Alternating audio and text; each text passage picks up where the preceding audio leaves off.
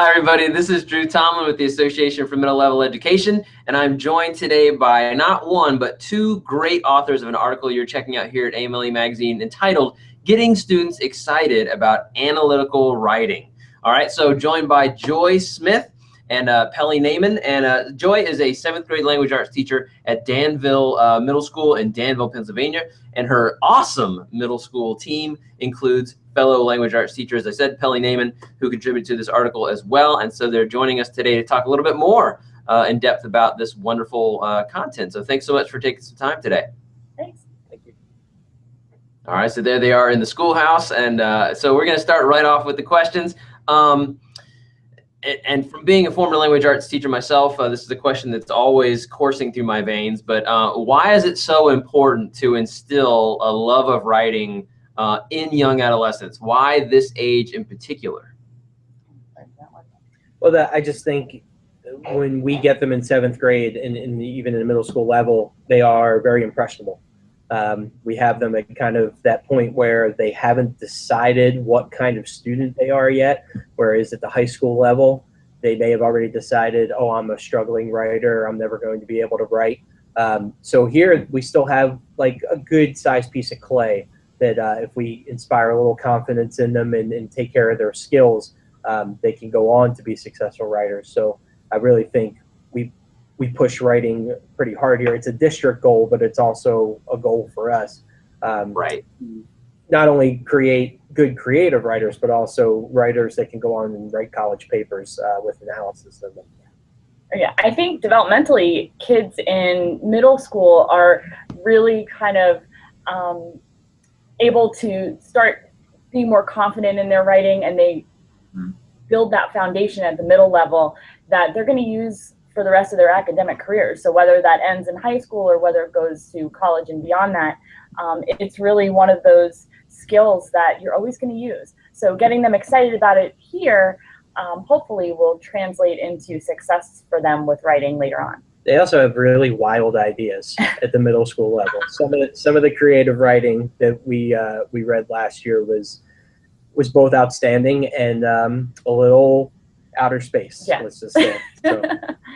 There you go. So yeah, and I appreciate you using a metaphor, first of all, Pelle, with the clay and shaping that clay. And so thank you for that. That shows some creativity in your own self. Because that's totally true. Like you said, it's, middle school students are impressionable, and that we want them to also be confident pieces of clay as well. So building their confidence as writers and sharing some of their outlandish and outer space ideas, like you said, is something that we should do.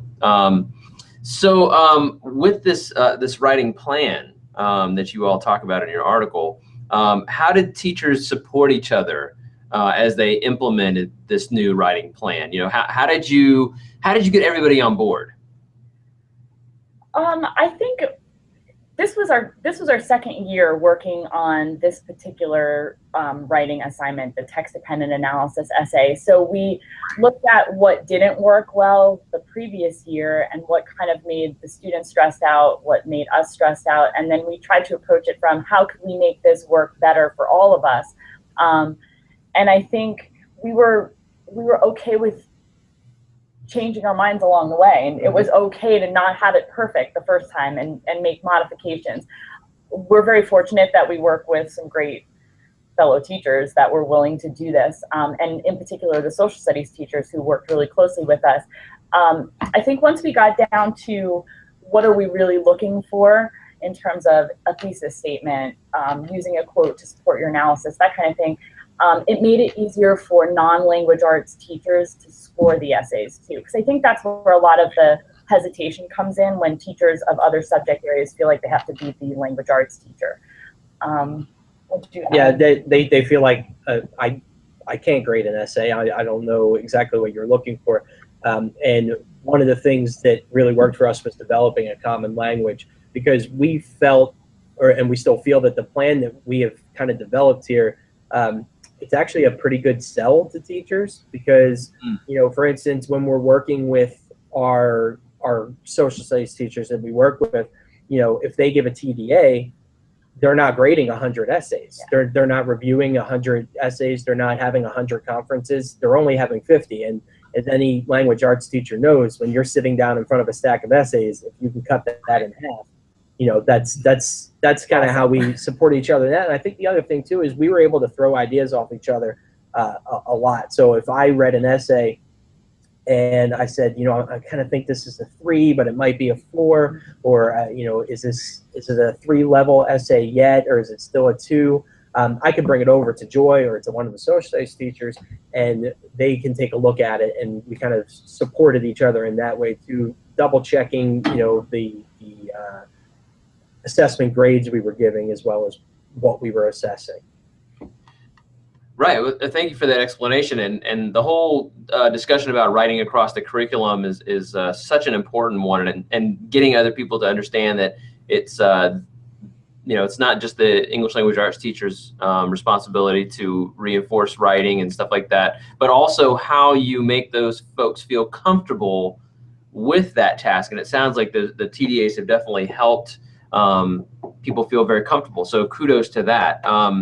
Really, really great stuff. One of the strategies that you, in terms of support and comfort, not only teachers supporting each other with this, but students supporting each other. And in the article, you talk about colored pens. So clearly students with colored pens in groups were integral to the success of the plan. How did you teach students how to support each other as writers, you know, with revision, editing, advice, and stuff like that? You know, peer conferencing can sometimes be a little sticky if you don't train the kids right. So how did you help them out?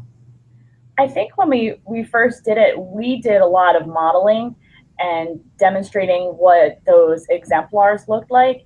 And then when the students had their peers' papers in front of them, they had no name on them. So they didn't know whose paper it was. So in doing it over several days, they had the opportunity to read some really good, strong writing, as well as some students who maybe still had a lot of work to do to get to that exemplar point of it. I also think that we talked a lot about when you give somebody feedback, you want to give them feedback that isn't going to make them feel bad about themselves. You know, you wouldn't want somebody to say, "Oh, your writing is really terrible, you're awful, how did you get to 7th grade?" You know, you want them to be able to be respectful, basically, and at the same time give them some good advice.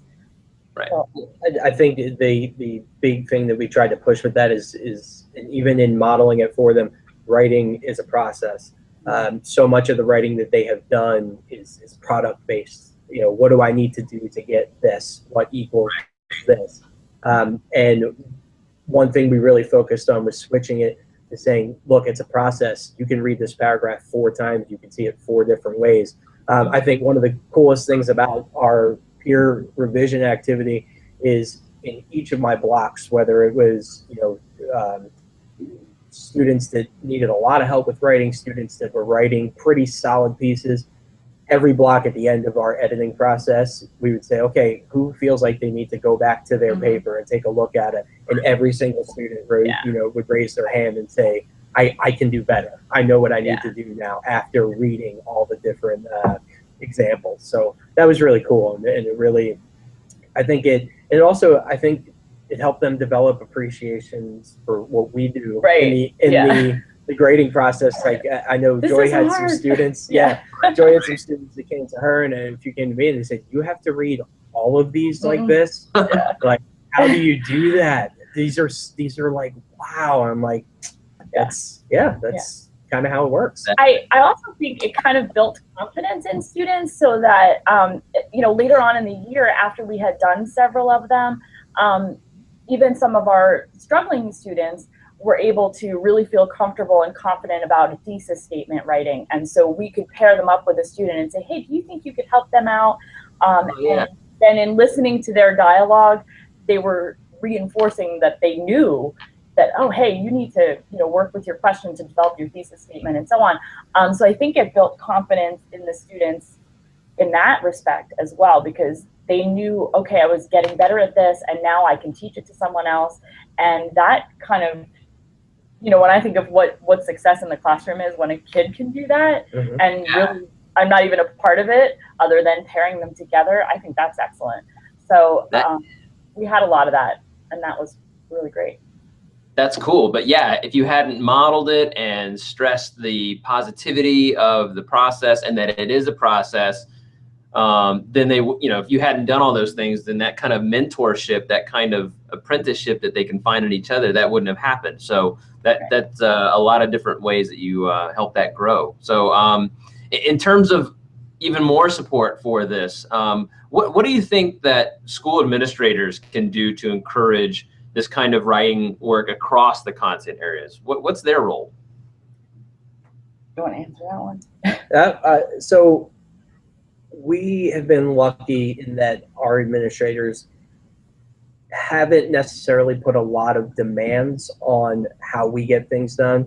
They kind of I think when the TDA was first introduced, there was a lot of panic, and we were writing a TDA every week as practice. And now you have teachers that don't necessarily understand what the essay is asking for, students that have no clue how to analyze, and it just wasn't, everything was really stressful that first year. When we took a step back and we looked and we said, we can get into fewer things deeper, and we went to our administration with that idea. They were very supportive.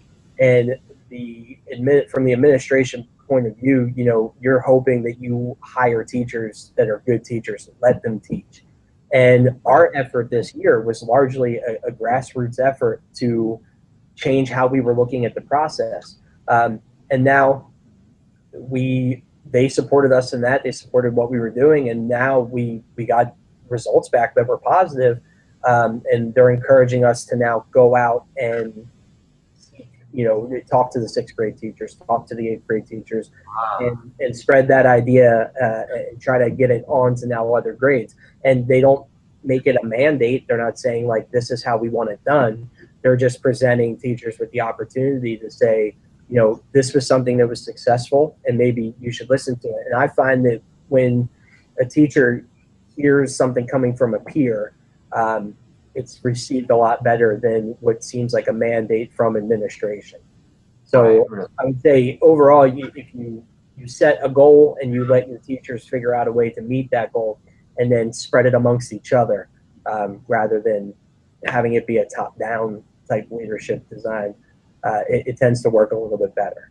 And I think that the willingness to learn along with the teachers was really helpful. We had our principal came in while we were doing the initial group peer editing process, and he actually edited with the students. So he was looking at their work and he got the colored pens out and he was making comments.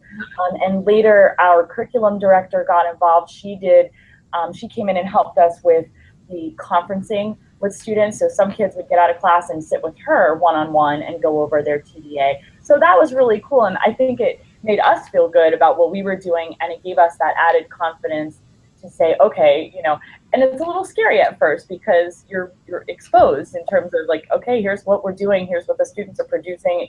It could go either way. But here in Danville, they've been really supportive, and it's been great to have that added expertise, I'll say, in the process. So it's been great. Yeah, that kind of leadership commitment where they actually come in and, like you said, sit with the kids and actually go through it, that really shows a commitment to and value the work that you're doing. So that's really super great. So, all right, we got one final question, and it's a metaphorical journey. And since you're both, language arts teachers, and so you're already probably well versed in figurative language, so this isn't this shouldn't be a struggle. We've talked about it. Okay, all right. So I'm going to ask this then before the question. Do you each have your own answer, or have you come up with a combined answer?